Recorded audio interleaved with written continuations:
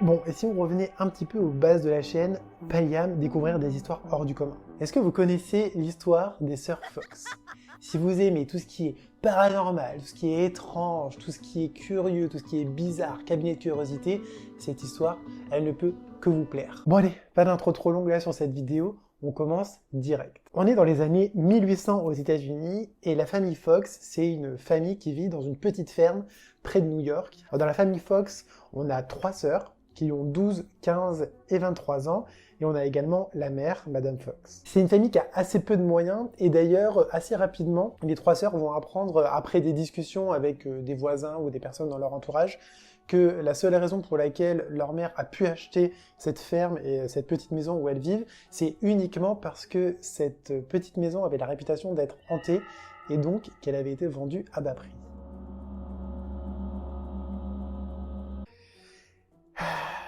Et cette histoire, elle va tellement nourrir l'imagination des 3 sœurs, et surtout des 2 sœurs les plus jeunes, qu'au mois de mars 1848, durant la nuit, elles vont commencer à entendre des coups qui sont frappés entre les murs de leur maison. Ouais, un peu comme ça, ouais. Alors autant vous dire que les sœurs qui de base s'ennuyaient quand même pas mal dans leur petite ferme, pour elles c'est le gros événement, et elles commencent vraiment à être fascinées par ça, et elles ne font que parler de ça à tout le monde, et notamment à leurs amis à l'école. Des bruits de coups contre les murs, sachant que la maison a la réputation d'être hantée, qu'est-ce que ça peut être à part un esprit frappeur? Le 31 mars, ça commence à devenir sérieux puisque Kate et Margaret, qui sont les 2 sœurs les plus jeunes, qui ont 12 et 15 ans, elles décident, durant la nuit, d'entrer en contact avec cet esprit frappeur. Elle s'adresse à lui, elle lui pose des questions et elle lui demande de répondre en donnant des coups contre les murs parce que apparemment c'est la seule chose qu'ils sachent faire. Évidemment, à ce stade-là, c'est un jeu pour elles et finalement ça les effraie autant que ça les fait rire. Mais comme ça commence à devenir assez récurrent et assez important, elles en parlent à leur mère, qui, elle, est assez susceptible de croire à tout ce genre de choses. Et leur mère, Madame Fox, décide de venir avec les sœurs une nuit pour assister à ça, à cette communication qu'elles ont avec l'esprit frappeur, et pour voir de ses propres yeux si ça fonctionne ou pas. Madame Fox vient, et elle demande à l'esprit quel est l'âge de sa fille la plus jeune. Et là, il y a 12 coups qui frappent contre les murs de la maison, ce qui était bien l'âge de Kate, la plus jeune des sœurs.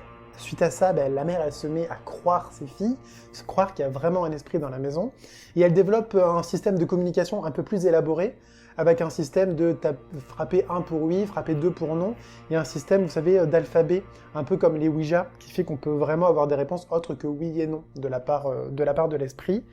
Et grâce à cette communication, elles apprennent que l'esprit qu'il y a dans la maison, c'est l'esprit d'un certain Charles Rosma, qui a été assassiné 5 ans plus tôt et qui a été enterré dans la cave de la maison.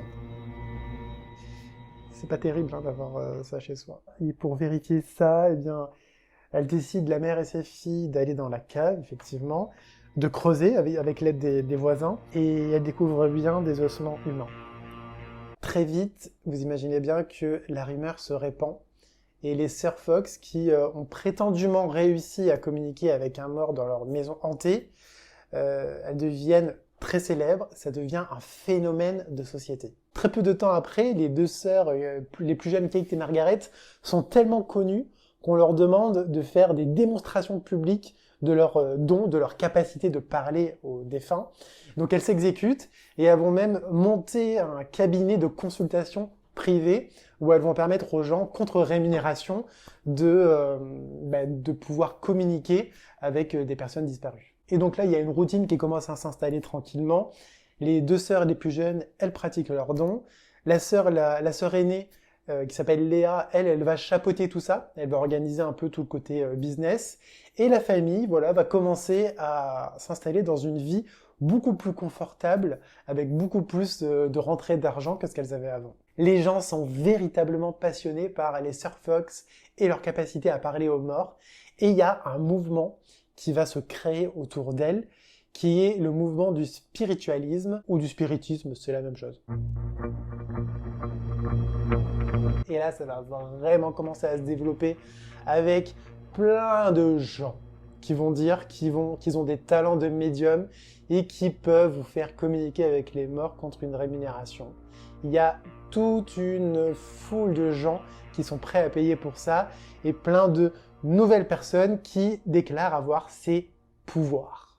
Et bon, cependant, alors les années passent et alors la vie n'est pas toujours rose et pour les deux sœurs cadettes, Kate et Margaret, elles vont avoir des problèmes dans leur vie personnelle et elles vont petit à petit tomber dans la déprime et tomber dans l'alcoolisme, la boisson, et elles vont se fâcher avec leur sœur aînée, Léa. Et là, coup de tonnerre, parce que les deux sœurs, donc, qui sont en pleine déprime et qui sont fâchées, décident de dévoiler publiquement que, en fait, tout ça, tout leur prétendu pouvoir, toute leur histoire de communication avec les morts, ce n'était qu'une supercherie. Ouais, c'est un peu chaud ça. Elles expliquent que, en fait, c'est leur sœur aînée Léa qui, depuis le début, quand elle a vu l'engouement que ça avait, elle les a obligées à se produire sur scène parce qu'elle a vu que c'était très lucratif, qu'on pouvait gagner beaucoup d'argent avec ça. Elle a forcé ses deux sœurs qui étaient beaucoup plus jeunes à se produire sur scène. Et en fait, elles avaient inventé un système de craquement d'orteils, de craquement de talons, et elles faisaient des bruits avec les pieds des tables. Et ce qui fait que elles arrivaient à vraiment rendre convaincant leur démonstration alors que tout était truqué. Et donc, tout ce mouvement de spiritisme, elles avouent que c'était fondé sur du néant, c'était fondé sur un mensonge, sur du trucage. Et évidemment, c'est un choc pour tout le monde, surtout pour ceux qui y croyaient, quoi. Mais ce qui est très intéressant dans cette histoire, c'est que malgré que les sœurs Fox ont avoué que c'était du pipeau, le mouvement de spiritisme qui a été lancé par elle, malgré ces révélations, il n'a pas arrêté, il n'a pas cessé d'exister. Les gens, une grande partie des gens en tout cas, ont continué à croire à ça et à faire appel à des prétendus médiums. Parce qu'en fait, l'idée de communiquer avec les morts était tellement belle et tellement magique pour beaucoup de gens que ils pouvaient pas cesser d'y croire. Ils s'étaient tellement engagés émotionnellement là-dedans qu'ils ne pouvaient pas accepter les aveux des sœurs et qu'ils y croyaient toujours. Ce qui est vraiment intéressant, je trouve, avec cette histoire des sœurs Fox, c'est de voir à quel point un phénomène, même quand il est désavoué, même quand on dit qu'il est basé sur du néant, eh bien, malgré cela, il peut quand même perdurer. Et j'ai trouvé une phrase sur un site internet qui parlait de cette histoire des sœurs Fox, que je trouve vraiment très appropriée à la situation. Et cette phrase est « La morale de cette histoire étonnante est que l'imagination conduit le monde autant que la réalité. » Bon, moi je pose ça là, et je vous laisse faire le rapprochement que vous voulez faire avec ce qui se passe actuellement dans le monde. Merci d'avoir regardé cette vidéo jusqu'au bout. Voilà, j'espère qu'elle vous a plu. Surtout, c'est très important, n'oubliez pas de vous abonner. Et on se revoit à la prochaine vidéo qui, j'espère, sortira dans pas très longtemps. Merci encore et à bientôt.